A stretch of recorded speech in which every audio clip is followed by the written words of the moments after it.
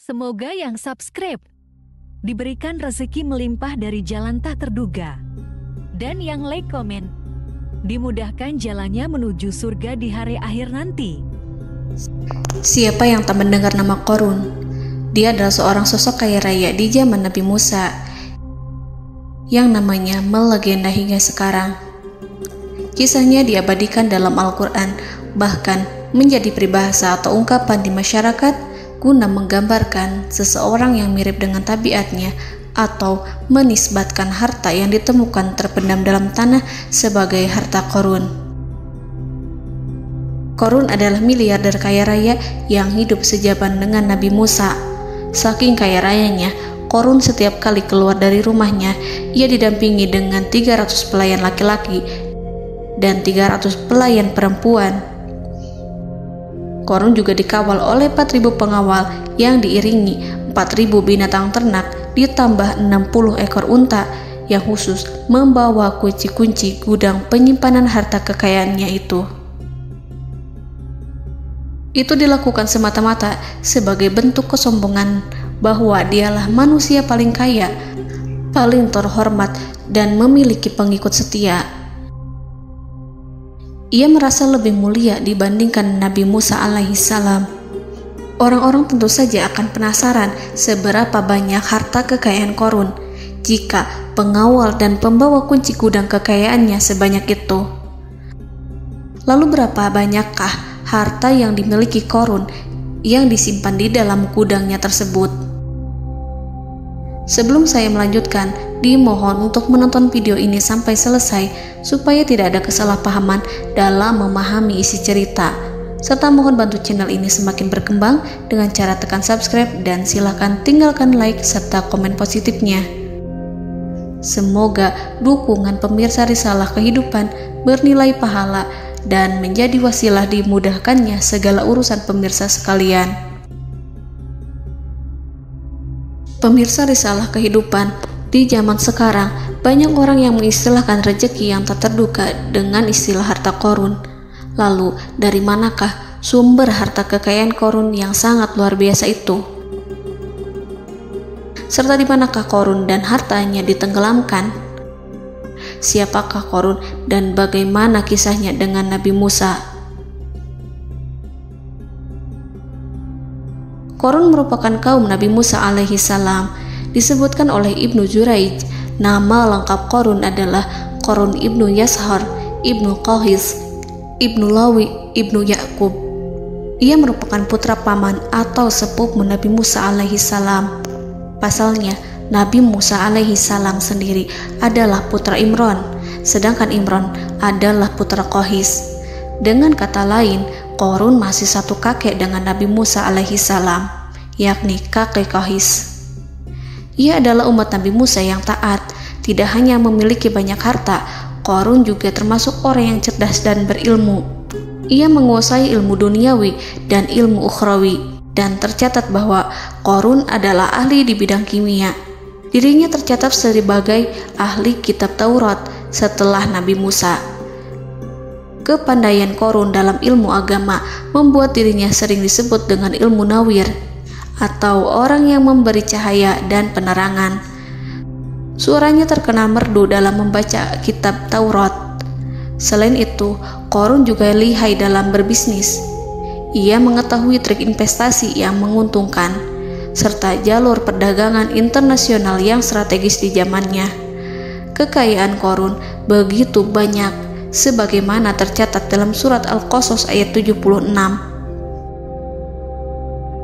Sesungguhnya Qorun termasuk kaum Musa, tetapi dia berlaku aniaya terhadap mereka. Kami menganugerahkan kepadanya perbendaharaan harta yang kunci-kuncinya sungguh berat dipikul oleh sejumlah orang-orang yang kuat. Dalam riwayat Kaisamah disebutkan, kunci gudang kekayaan Qorun dibutuhkan 60 bigol atau sejenis kuda kecil. Ukuran kuncinya sebesar jari, bahannya terbuat dari kulit, dan setiap kunci digunakan untuk satu gudang. Maka keluarlah Qorun kepada kaumnya dalam kemegahannya.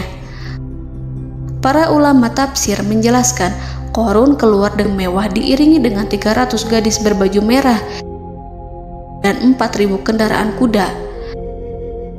Tak heran, iring-iringan Qarun itu mengundang decak kagum mereka yang gandrung terhadap harta kekayaan. Sebagaimana yang terekam dalam ayat Al-Quran, moga-moga kiranya kita mempunyai seperti apa yang telah diberikan kepada Qarun. Sesungguhnya ia benar-benar mempunyai keberuntungan yang besar. Quran Surat Al-Qasas ayat 79. Namun tak sedikit kaumnya yang mengingatkan. Ingatlah ketika kaumnya berkata kepadanya, janganlah engkau terlalu bangga, sesungguhnya Allah tidak menyukai orang-orang yang terlalu membanggakan diri atau farihin. Ulama menafsirkan istilah farihin di sana juga berarti takabur, zolim, berbuat kerusakan, arogan, dan tak mau bersyukur terhadap nikmat. Qarun dikisahkan memiliki ribuan kuda yang berisikan emas dan perak. Bila keluar rumah, Qarun selalu berpakaian mewah dan dikawal 600 pelayan dan diiringi 4.000 ekor kuda serta 60 ekor unta yang membawa kunci-kunci gudang kekayaannya. Namun, sayangnya Qarun kemudian membangkang pada Nabi Musa dan menjadi pengikut setia Fir'aun. Mengenai dari mana asal-usul kekayaan Qarun, ada beberapa riwayat yang memberitahukan tentang asal-usul kekayaan Qarun. Sumber pertama menyebutkan bahwa jauh sebelum memiliki kekayaan, Qarun hanyalah seorang lelaki miskin yang tidak mampu menafkahi keluarganya. Anaknya sangat banyak. Lalu suatu ketika Qarun datang kepada Nabi Musa. Ia meminta Nabi Musa alaihi salam untuk mendoakannya agar Allah memberikan harta benda yang banyak. Qarun juga meminta Nabi Musa mengajarinya ilmu kimia dan ilmu-ilmu kehidupan lainnya. Qarun dikenal sebagai orang yang soleh dan mengikuti ajaran Ibrahim dengan baik, sehingga tanpa pikir panjang, Nabi Musa alaihi salam menyetujui permintaannya. Allah Subhanahu wa ta'ala mengabulkan doa Nabi Musa. Qarun diberikan kecerdasan luar biasa dan menguasai ilmu yang telah diajarkan kepadanya. Qarun menguasai teori dan praktik pembuatan emas permata dan beragam perhiasan mewah lainnya. Ia juga pakar dalam ilmu arsitektur, rancangan bangunan, penataan kota, dan lain sebagainya. Tidak lama setelah itu, hidupnya berubah. Qarun pun hidup dengan bergelimbang harta. Ribuan gudang yang dimilikinya penuh dengan emas dan perak. Namun, sayangnya, keberuntungan yang didapatkannya membuatnya gelap mata. Qarun mulai hidup dengan penuh pamer, keangkuhan, dan penuh kesombongan. Kekayaan yang diberikan Allah Subhanahu wa ta'ala membuatnya lupa dengan Sang Maha Pemberi. Qarun merasa lebih terhormat dan mulia dibandingkan Nabi Musa. Ia pun akhirnya membelot dan durhaka pada Musa. Ia mengingkari janji-janjinya dulu dan beralih menjadi pengikut Fir'aun yang setia. Loyalitas Qarun terhadap Fir'aun membuatnya diangkat menjadi kepala mandor yang membawahi ribuan pekerja. Dikisahkan bahwa Qarun bersikap semena-mena terhadap para pekerja. Ia tega memotong upah mereka.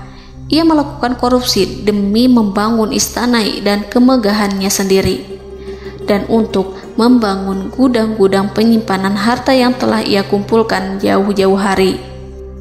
Ketika datang perintah zakat, Nabi Musa alaihi salam pergi menemui Qarun dan memerintahnya mengeluarkan zakat sebesar 1 dinar dari setiap 1000 dinar hartanya, 1 dirham dari setiap 1000 dirham, 1 kambing dari setiap 1000 kambing, dan seterusnya. Setelah Qarun menghitung seluruh hartanya, ternyata jumlah zakatnya sangat besar. Kekikirannya pun mulai menghalangi hatinya untuk mengeluarkan zakat. Qarun enggan membayar zakat ketika Nabi Musa alaihissalam menagih zakat yang diperintahkan oleh Allah untuk ditunaikan olehnya. Ketika Qarun dimintai zakat, ia langsung marah dan tidak memberikan sedikit pun kekayaannya. Dia berpikir bahwa harta kekayaan yang dimilikinya didapat dari hasil kerja dan usahanya, dan tidak ada kaitannya dengan siapapun, termasuk Allah Subhanahu wa Ta'ala. Janji Qarun untuk lebih taat beribadah dan membantu sesama jika diberi kekayaan oleh Allah dilupakannya. Dia mempergunakan kekayaannya tersebut dalam kesesatan, kezoliman, dan permusuhan, sehingga membuatnya menjadi sombong dan terlena. Orang-orang beriman pada masa itu sering menasihati Qarun untuk bersyukur atas nikmat yang telah Allah berikan, tetapi dia tidak mengindahkan nasihat tersebut. Dari sikapnya tersebut sudah jelas bahwa Qarun tidak membutuhkan nasihat kebenaran, bahkan merasa tidak takut dengan ancaman Allah. Sebab Qarun merasa sudah memiliki segalanya. Qarun merasa dirinya hebat dan pintar serta punya banyak pengikut setia, punya banyak pengawal dan merasa aman karena dekat dengan Raja Fir'aun. Qarun berkata, "Sesungguhnya aku mendapatkan harta ini karena ilmu yang ada padaku." Qarun sangat sombong. Ia merasa hartanya didapatkannya sendiri tanpa campur tangan dan kehendak Zat yang Maha Kaya, yakni Allah Subhanahu wa Ta'ala. Apakah Qarun lupa ataukah ia tidak tahu bahwa Allah telah membinasakan orang-orang sombong sebelumnya yang bahkan lebih kuat darinya, yang lebih kaya darinya, yang lebih banyak pengawalannya, lebih kokoh dan tak terkalahkan dibanding dirinya? Karena terdorong sifat kikir dan angkuh, maka Qarun membuat rencana untuk melakukan tipu daya agar dia terlepas dari kewajiban membayar zakat. Dia ingin menjatuhkan nama baik dan citra baik Nabi Musa. Kemudian dia mengumpulkan tokoh-tokoh konglomerat Bani Israel. Ia berkata kepada mereka, "Wahai saudara-saudaraku, terhadap apa yang diperintahkan Musa untuk membayar zakat, apakah kalian akan mematuhinya? Sekarang dia hendak mengambil harta yang ada di tangan kalian, maka pikirkanlah suatu cara untuk menghindari perintahnya." Para pembesar-pembesar yang dipanggil kemudian menjawab, "Wahai paduka Qarun, engkau lebih besar daripada kami. Kami akan melakukan apapun yang kau inginkan." Qarun berkata, "Datangkanlah kepadaku wanita cantik. Aku akan memberinya hadiah besar jika ia berhasil menggoda dan memfitnah Musa." Ketika wanita cantik yang diinginkannya datang, Qarun memberikan kepadanya uang muka sebagai jaminan. Ia akan membayarkan seluruh yang dijanjikannya ketika berhasil menjalankan misinya. Bukan hanya itu, Qarun pun berjanji akan menjadikan wanita ini sebagai istrinya. Keesokan harinya, Qarun mengumpulkan Bani Israel. Setelah itu, Qarun menghadap kepada Nabi Musa seraya berkata, "Orang-orang menanti kedatangan Anda, sampaikanlah saran dan nasihat kepada mereka." Nabi Musa kemudian keluar dari rumahnya. Ia mulai menyampaikan nasihat pada umatnya. Di antara nasihatnya, beliau berkata, "Barang siapa yang mencuri, aku akan memotong tangannya. Barang siapa yang memfitnah, aku akan mencambuknya sebanyak 70 kali. Barang siapa yang tidak mempunyai istri dan dia berbuat zina, maka aku akan mencambuknya sebanyak 70 kali. Adapun barang siapa yang memiliki istri dan ia berbuat zina, aku akan rajam dia sampai mati." Qarun kemudian berkata, "Apakah ini juga berlaku untuk Anda jika Anda sendiri yang berbuat zina? Apakah Anda akan menerima hukumannya?" Kemudian Nabi Musa menjawab, "Ya, meskipun saya sendiri yang melakukannya." Maka kemudian Qarun memanggil wanita yang telah dibayarnya. Wanita itu berdiri di depan Nabi Musa dan Bani Israel yang telah berkumpul, mengaku sedang hamil karena berhubungan badan dengan Nabi Musa. Maka marahlah Nabi Musa atas fitnah kejam yang diarahkan kepadanya. Kemudian Nabi Musa melakukan sholat 2 rakaat, lalu mendatangi wanita itu dan menyumpahnya agar mengatakan siapa yang menyuruhnya. Wanita itu menjadi ketakutan. Ia bergemetar di depan Nabi Musa dan mengaku bahwa yang menyuruhnya adalah Qarun. Lalu wanita itu bertaubat dan meminta maaf kepada Nabi Musa. Seketika Nabi Musa bersujud seraya berdoa kepada Allah agar menimpakan azab kepada Qarun. Allah memberi wahyu kepada Musa bahwa bumi telah dijadikan tunduk kepada perintah Nabi Musa. Kemudian Nabi Musa berkata kepada bumi, "Wahai bumi, telanlah Qarun beserta kekayaannya, habiskanlah semua." Kala itu Allah menurunkan wahyu kepada Musa alaihissalam untuk memerintah bumi apapun yang diinginkannya.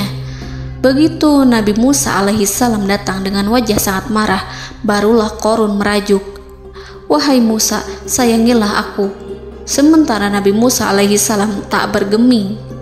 Beliau lantas berkata pada bumi, "Wahai bumi, ambillah mereka." Seketika rumah Qarun mulai bergetar. Qarun dan antek-anteknya mulai dibenamkan hingga bagian lututnya. Rumahnya ikut turun sedalam lutut. Qarun kembali merajuk, "Sayangilah aku Musa." Rumahnya kembali berguncang. Kini Qarun dan kawan-kawannya kembali terbenam hingga pusar. Demikian pula rumahnya. Qarun terus merajuk, "Wahai Musa, sayangilah aku."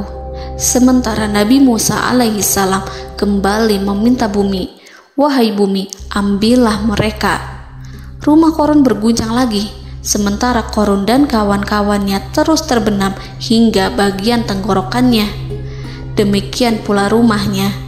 Qarun lagi-lagi menjerit, "Wahai Musa, sayangilah aku." Namun Nabi Musa alaihissalam tak bergeming. Beliau terus meminta bumi menelannya hingga akhirnya Qarun dan kawan-kawannya hilang seluruhnya ditelan bumi. Tak lama setelah itu Allah berkata, "Wahai Musa, apa yang membuatmu bersikap demikian? Padahal demi kemuliaanku, andai dia Qarun berdoa kepadaku, niscaya aku akan rahmati. Maka kami benamkan dia beserta rumahnya ke dalam bumi, maka tidak ada baginya satu golongan pun yang akan menolongnya selain Allah, dan dia tidak termasuk orang-orang yang dapat membela diri." Quran Surat Al-Qasas ayat 81. Lalu di manakah lokasi ditenggelamkannya Qarun beserta harta bendanya? Konon berdasarkan kepercayaan beberapa masyarakat setempat, Qarun ditenggelamkan di sekitar sungai atau danau Moris yang terkenal di kota Payom, negara Mesir. Qarun konon mendirikan istana dan di tempat itu pula ia ditenggelamkan. Dahulu, Qarun berkeinginan membangun sebuah istana, namun tidak diizinkan oleh Fir'aun jika istana itu dibangun di samping istana Fir'aun. Terlebih, Qarun juga tidak ingin membangun istana di tengah pemukiman Bani Israel yang terletak di tanah Jasan. Fir'aun pun memberikan tanah di wilayah Fayom. Kemudian di tepi sungai Payom inilah Qarun membangun istananya yang megah, dan di dalamnya ia membangun Al-Khunuj, gudang penyimpanan harta berisi emas dan perak.